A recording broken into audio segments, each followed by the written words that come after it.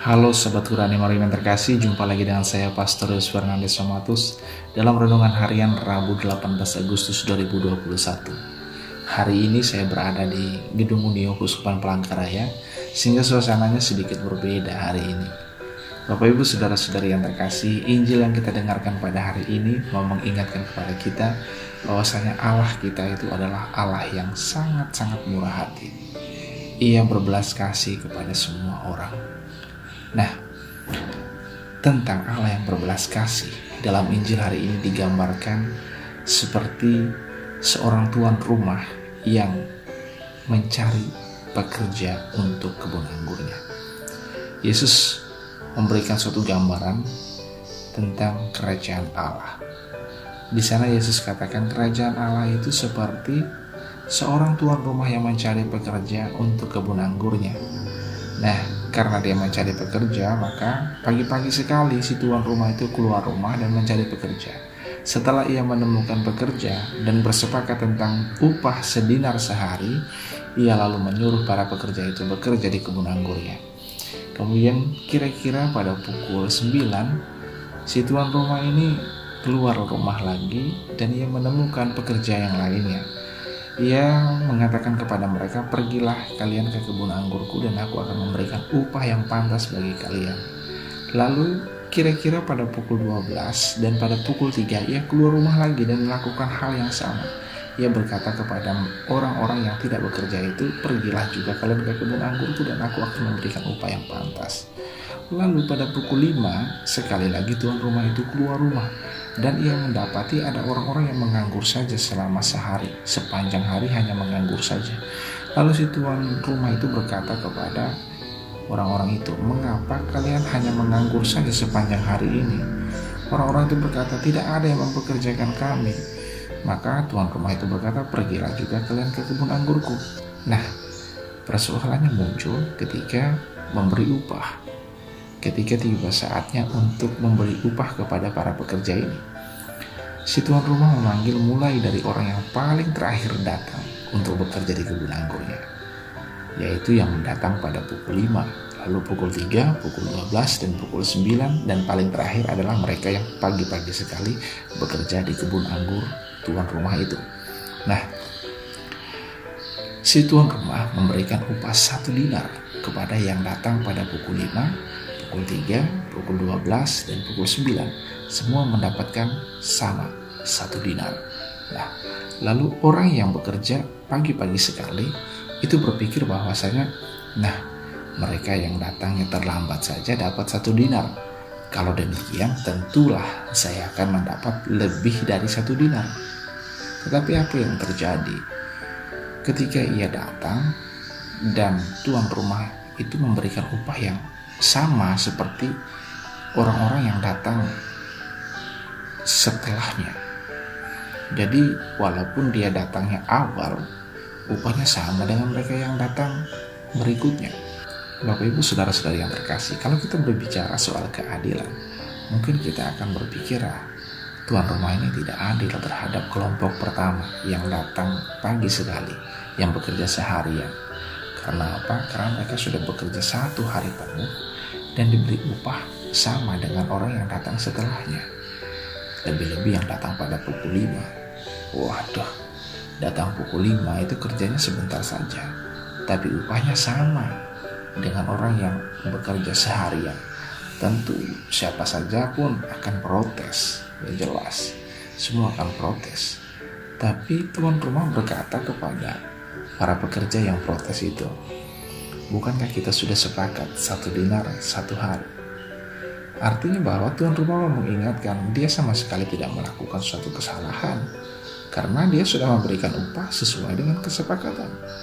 Kalau misalnya tuan rumah itu tidak memberikan 1 dinar, maka itu sudah tidak sesuai kesepakatan.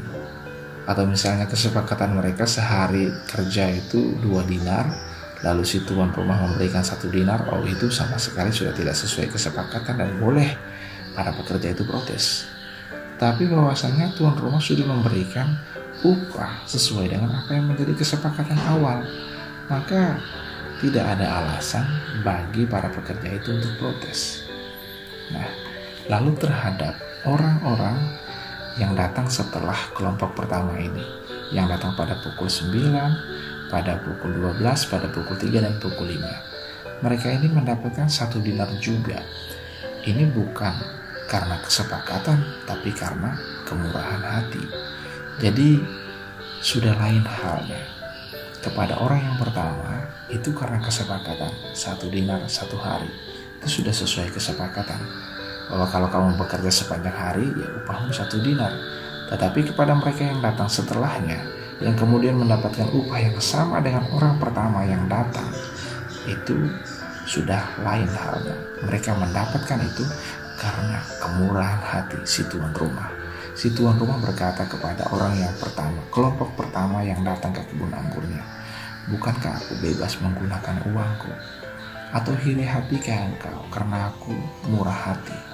Jadi ini sudah lain halnya. Sudah tidak lagi berbicara soal keadilan, tapi soal kemurahan hati.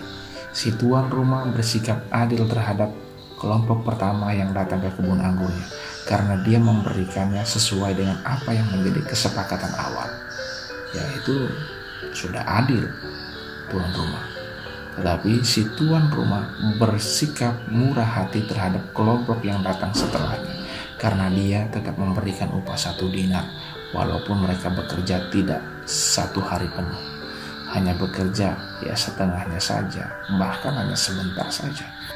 Kalau kita lihat dari kelompok yang datang jam 9, jam 12, jam 3, dan jam 5, jelas mereka merasa bahwa si tuan rumah ini sangat murah hati. Dan orang yang merasa bahwa tuan rumah ini sangat luar biasa murah hati adalah mereka yang datang pada pukul 5. Karena apa? Mereka kerja sebentar saja, tapi mendapatkan upah yang sama dengan orang-orang yang datang sebelumnya.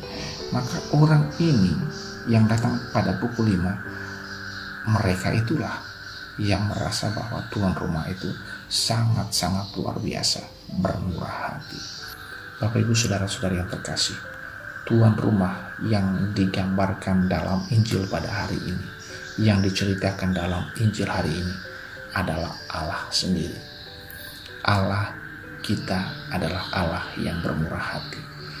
Ia akan memberikan suatu ganjaran kepada kita sesuai dengan apa yang sudah Ia sabdakan, apa yang sudah Ia firmankan. Kalau kita melakukan apa yang dikehendaki oleh Allah sendiri, maka Allah akan memberikan suatu ganjaran yang sesuai dengan apa yang telah dijanjikannya. Dan kalau ternyata dalam kehidupan ini kita melanggar, kita melawan apa yang dikehendaki oleh Allah, saya melihatnya seperti ini. Kalau ini kita gambarkan sebagai suatu pertobatan, gambaran ini kita lihat dari sudut pandang pertobatan, maka ini menarik. Mengapa? Orang yang pertama pagi-pagi sekali datang kebun anggur itu saya lihat sebagai orang-orang yang memang sejak awal hidupnya itu sudah baik, sudah ikut semua yang diperintahkan oleh Tuhan, melakukan yang dikehendaki oleh Tuhan, rajin ke gereja, beramal, pokoknya semua hal yang berkaitan dengan moralitas gereja Katolik yang lakukan.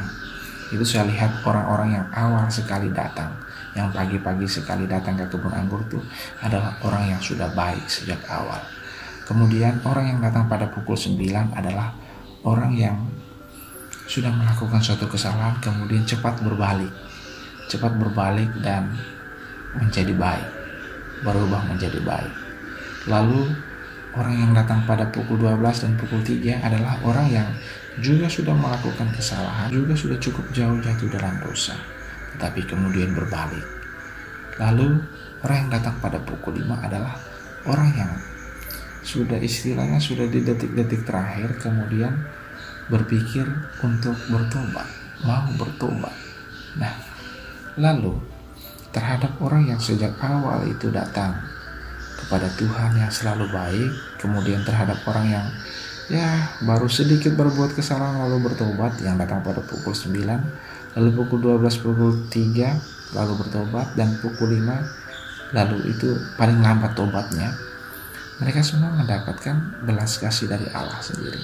Sama, Jadi yang sejak awal sampai yang datang bertobat di waktu-waktu terakhir, itu juga mendapatkan belas kasih dari Allah. Itu kalau saya mau melihatnya dari sudut pandang pertobatan. Maka saya mau mengatakan bahwa tidak ada kata terlambat untuk bertobat.